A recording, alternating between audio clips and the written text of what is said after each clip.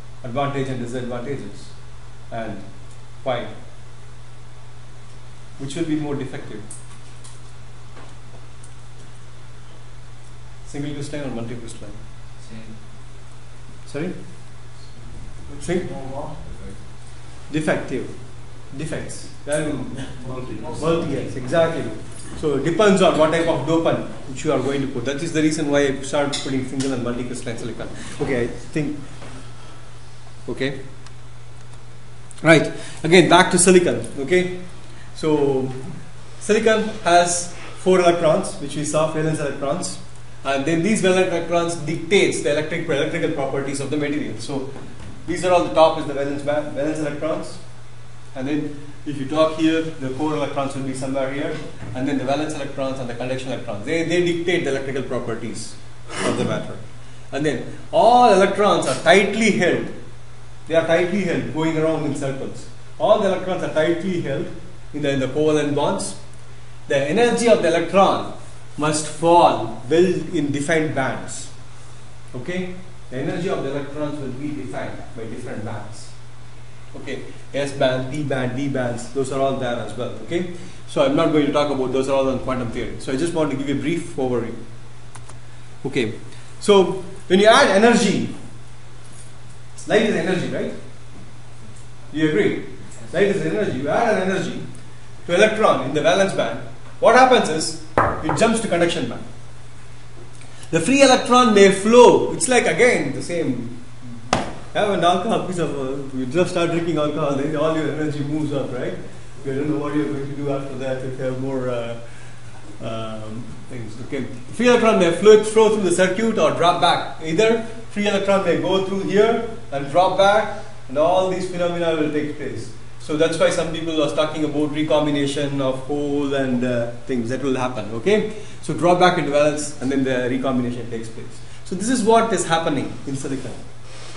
Okay, so this required energy, there should be something, some energy, because we need to give required amount to pump it out of the material, right? You need some energy. You cannot give anything lower than that amount. Okay, are you with me? No. Okay, so you have valence band, right? You have conduction band, right? So if there is a gap between these two. Okay, so if I give any energy less than this gap, what happens? It won't migrate. Exactly, that is what I am talking about. Okay, so if I give anything less than this, or you can clearly see from here, valence band and conduction band. If you give any energy less than that, it won't go. So the energy required to jump, that is energy gap. That is very, very important in photovoltaic as well. Okay, and EG varies with semiconductors. Even inside semiconductors, crystalline silicon has 1.1 eV and amorphous has 1.75 eV. Okay, there is a change there between different types. Okay. Okay. Again, physics. Bit of physics. Hole. What is hole? So silicon with the missing electron. So I put 4 electrons, right? 1, 2, 3, 4, 5, 6, 7, 8. Okay, totally. 4 valence electrons are there. So if I take one hole, if I knock off one electron out, right? By shining light. If you knock off one electron, you get a hole. That is a positive charge. That is called a hole. Okay, you ionize that electron. Okay, it may attract electron. So when it is created, it may attract electron from nearest neighbors because it's a hole there. So anything can come and jump in. Any electrons, positive charge.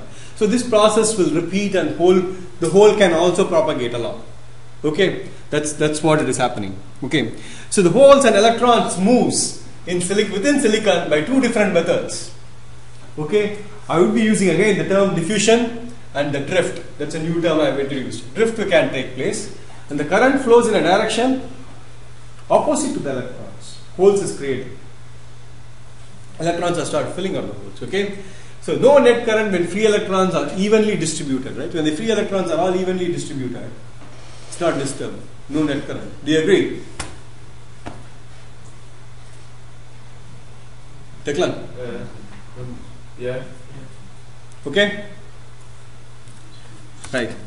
if the disturbing themselves from regions from higher concentration to lower concentration, they have population difference in the population, right?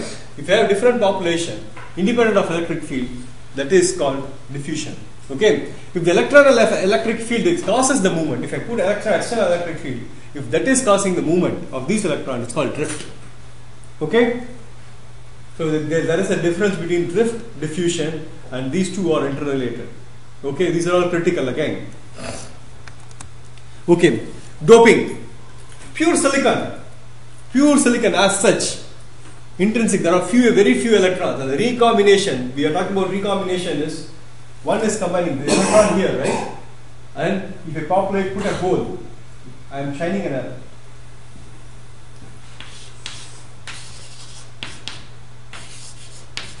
HU, this is light. We mentioned by the photoelectric effect. This is light. Goes, hits, knocks an electron out here. Okay? What has happened here? A hole is created, right? So electrons goes here, and then some of the electrons will come and fill. So this process is called recombination. Okay? That's what I'm trying to explain in simple terms. Okay? So intrinsic silicon, if I put the intrinsic silicon, it's an insulator. So no process of these things are happening. If I start to promote free electrons, silicon has to be doped. Okay? So the doping is nothing but, what is doping?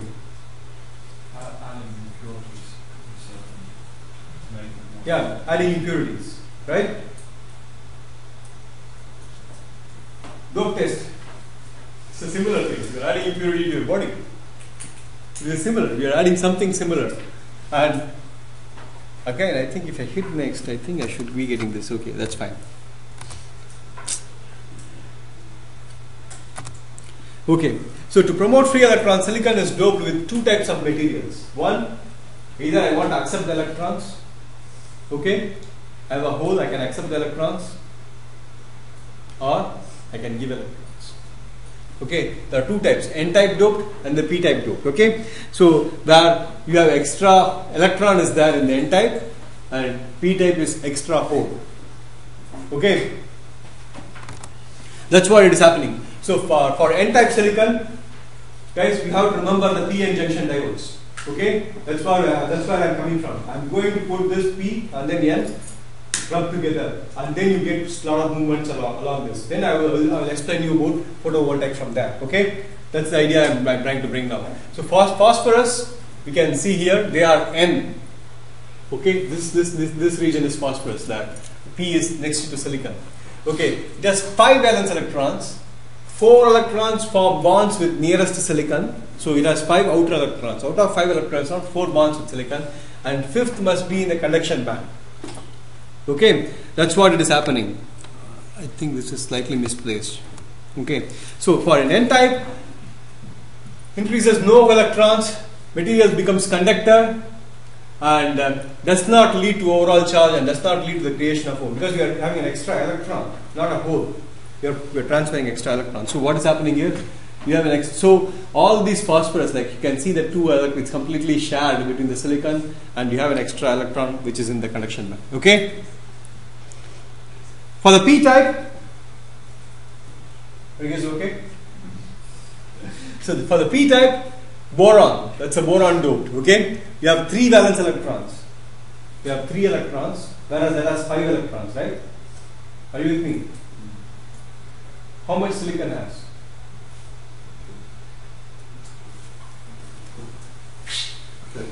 Don't sleep. Who said 4?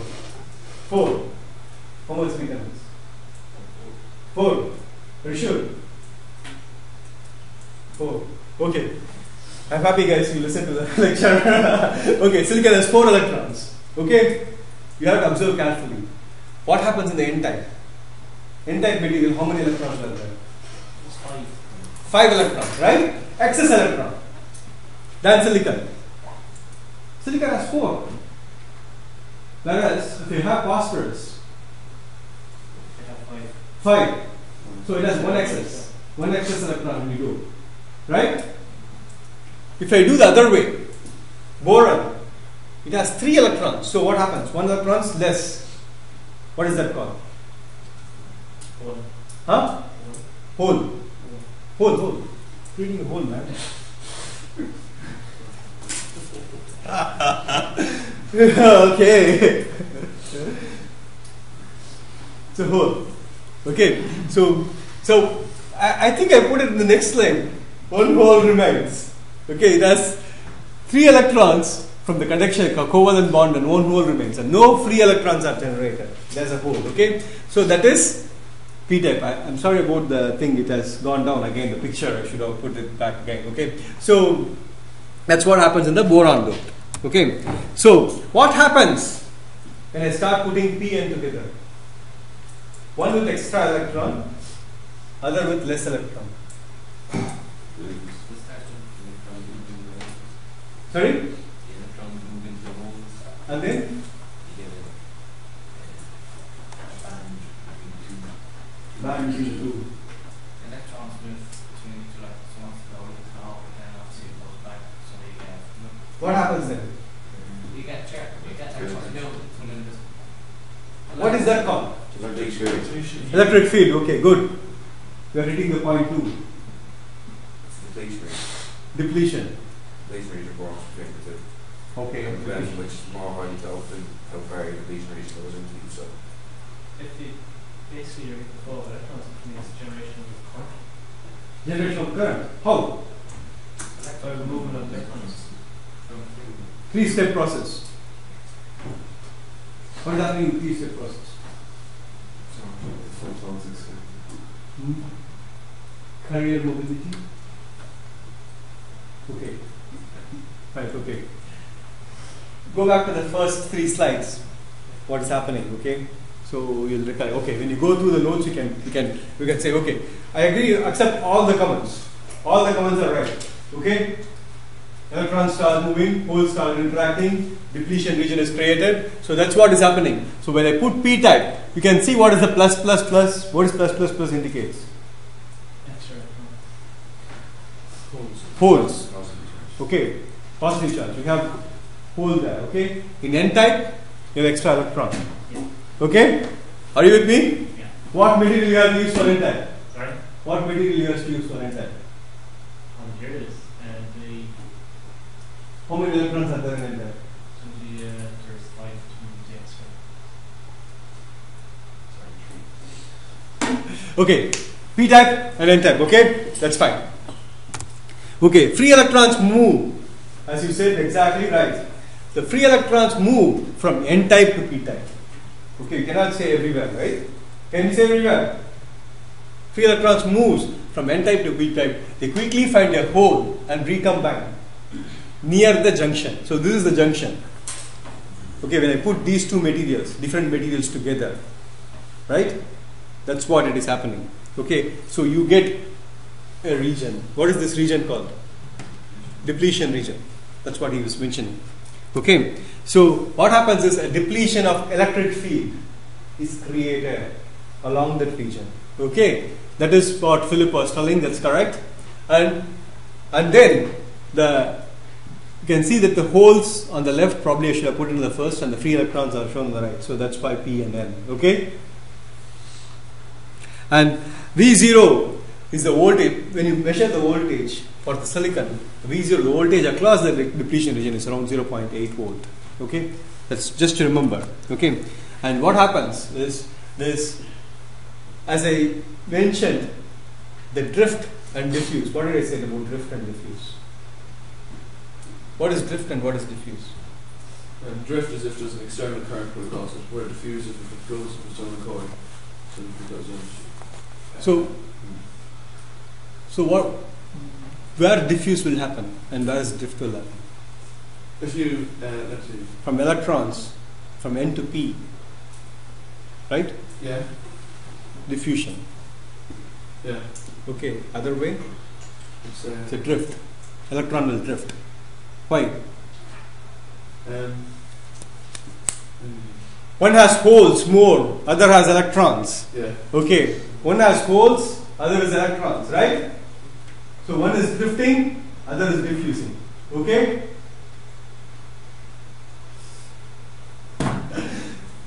Okay, that's what is happening. So that is called OCP. What is OCP? open circuit potential. Okay, OCP is called open circuit potential. ID is equal to IS. ID is the drift current. Okay, when the drift current is equivalent to diffusion current. Okay, that's what in the ideal case. Are you okay? Right. What happens to the bias? If I put a battery, right, positive and negative charges, right? If you put a battery in it, what happens? Sorry? Okay, I am connecting from the negative to the p-type, positive to n-type. Okay, so what happens? What is more in the n-type? Electrons or holes? What is more in the n-type? Okay, guys, you can go back. Now you tell me what is more in the n-type. Electrons, right? Holes in the p-type. Okay. So when you connect a battery in it, in the left, P is connected to negative, right? N is connected to positive. What happens is the positive charges from the battery pushes the holes, right? Hole is a hole. It's a positive charge. It has been pushed. Positive charges in the battery pushes the holes in the p-type towards the electric field created region, depletion region. So it started pushing. Negative charges from the battery pushes the free electrons. So you have free electrons there. That pushes in the end towards the depletion region. So the depletion region is getting squeezed. Right? So that's what is happening in the forward bias. If I do it in the other way, holes, if I connect the positive to the n-type and negative to p-type. So what happens is, it is called reverse bias. Okay, one is called forward bias. Okay, the other one is called reverse bias. Holes in the p-type are pulled away from the junction and the electrons are pulled away from n-type. So they are expanding the depletion region. Okay, if they expand, what happens? Not much current you are going to generate. Okay, so net result of the depletion region is increases, widens. Okay, because you are pulling. Right. So the current is determined by I is equal to, this is an equation, exponential equation, so I would appreciate if you can remember this. I is equal to I sat e power v by vt minus 1, where vt is equal to kt by q, and kt is, everything is dependent on a particular material. Okay, that is determined by the thing kt. Okay, it's Boltzmann constant, and T is the temperature, and Q is the charge of the thing or charge of the electron, and I sat should not be a superscript. It's again when I transfer from Mac to Windows, it's everything aligned. I don't know what happened, so I will change it. I sat is the reverse bias current in amps, and VT is usually around 25 millivolt for cell. Okay, so this is an equation for forward bias because there is a net current is flowing around. You squeeze everything, right? Are you with me? Yeah, so that's what is happening. So in the reverse bias, electric field increases, diffusion current decreases, right? Because you are not going to diffuse much of the electron, you are widening it. Diffusion current decreases and I remain small. So ID, if you take a difference, it's very small. Okay, so this described the operation is exactly the same as a diode, right? That's what diode. So that's what is the behavior of diode. Where forward bias, the current is so large, and the reverse bias is a very small current, and the current through the diode is given by this equation, it's exponential equation, okay, as a function of both voltage and V to Vt. Okay? Right. Shining photons. I'm coming back again to photons. Shining photons. If a photon hits an electron, okay, we talk about batteries, battery operations, right?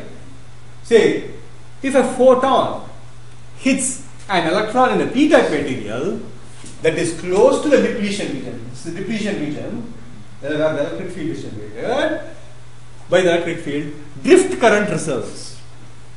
What is drift current?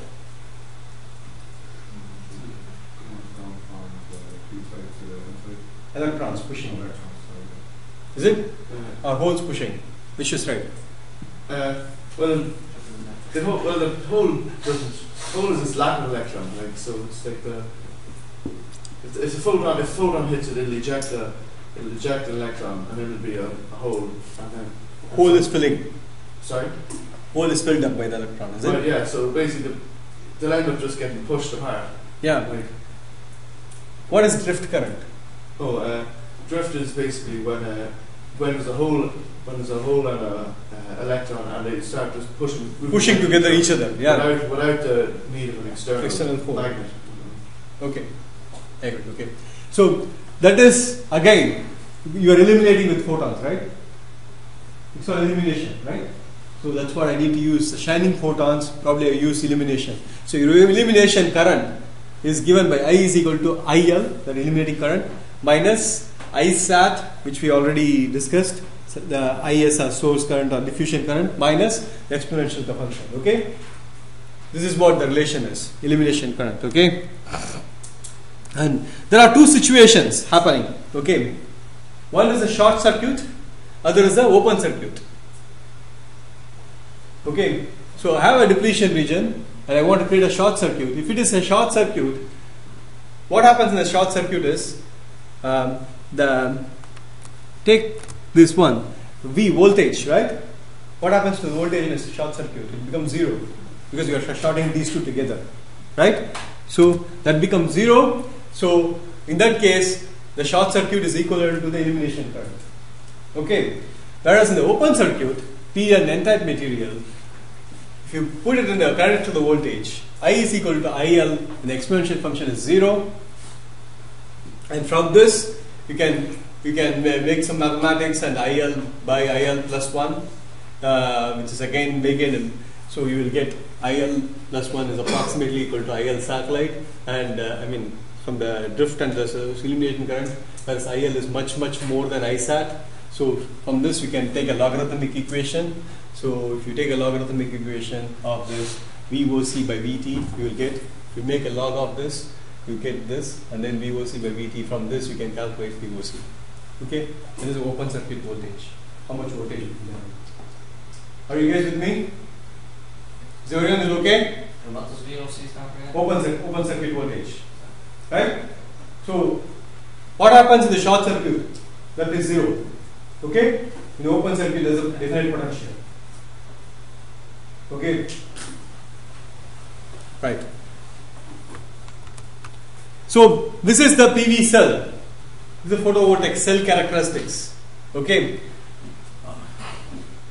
So these are all numbers 1, 2, 3, 4, 5, 6. It's again transformation from one to other across the problem. Okay. So this is from the different forward bias and reverse bias characteristics. So this is how the IV curve. This is current on the y-axis and the voltage on the x-axis. Okay. So it is flat up to 4 or 5 volts and then started to decrease.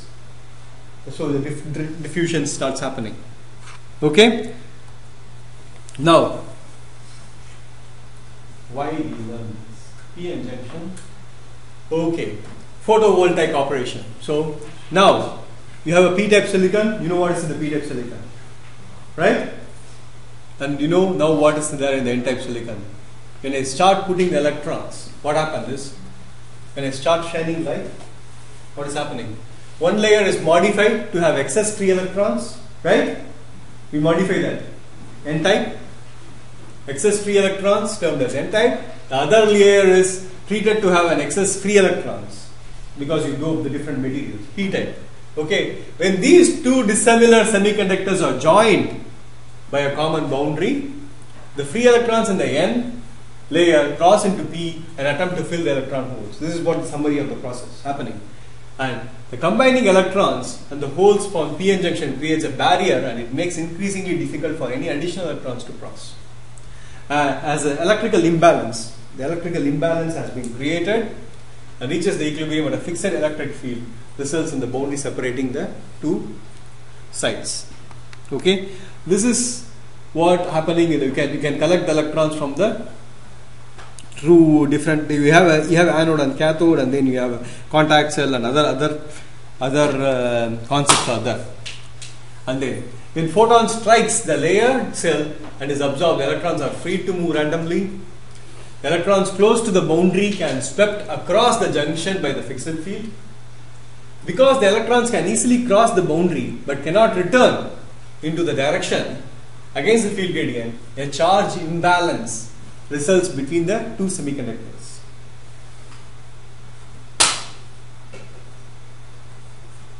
Because the electrons can easily cross the boundaries but cannot return in the other direction, it can cross because to fill the hole. Okay, cannot return the other direction, a charge imbalance, a charge inequality is created between the two. The electrons being swept to the end layer, into the end layer by localized effects of fixed field have a natural tendency to leave the layer, okay, in order to correct the charge imbalance. Towards this end, electrons will flow another path if one is available. By providing an external circuit, if I start, okay, all these drift and source are taking place. So what happens after that? Because then you start producing electricity, right? Right? Then you start, what do you have to put? I have to put an external circuit which electrons can return to other layer and the current is produced. That will continue as long as your source. Okay? So that is what is happening in the solar cell. In the construction of a photovoltaic cell, metal contact is another thing. These are all really crucial. That is one of the reason people are still struggling in the long years. The metal contact is another critical part. What are the different metals you are going to contact? Because you don't want to lose the current which you generate. The contact resistance, right? That plays a critical part. Okay, so in the construction of photovoltaic cells, the metal contact layers are applied to the outer faces of the semiconductors and provide a path to the external circuit that connects. The final result is the production of electric power, okay, directly from the energy of light. Okay, so as I said in as the beginning of the class, I would be briefly touching about efficiency. So the efficiency is determined by the generated electric power. How much electric power, how much current you are generating with respect to light, how much light you receive. Okay, with the incident light power. So it is impossible to create as a single crystalline silicon, and I should mention that thing. Okay, and monocrystalline silicon is having the bottom is monocrystalline silicon, which is about 20% efficiency, and third is a space grade silicon. As I mentioned, there are different grades, right? In the few slides about the single crystal, where you have an ingot, you melt the silicon with carbon and oxygen, and you pull it out, right? So that type of silicon is very damn expensive. So you make a single crystal silicon, and then the space grade silicon, which is having about 33%, and then amorphous silicon, the one which I showed with the different phases reflection, right? It can reflect anywhere. Amorphous. So there is amorphous silicon, relatively inexpensive material. It has only 10% efficiency. So people are trying to work out how they can increase with amorphous silicon. Okay, finally, coming to the end of the class, almost nuclear U-turn. Okay, you know this famous lady, right? Do you? Okay. So German Chancellor Angela Merkel pauses before a two-day party leaders meeting.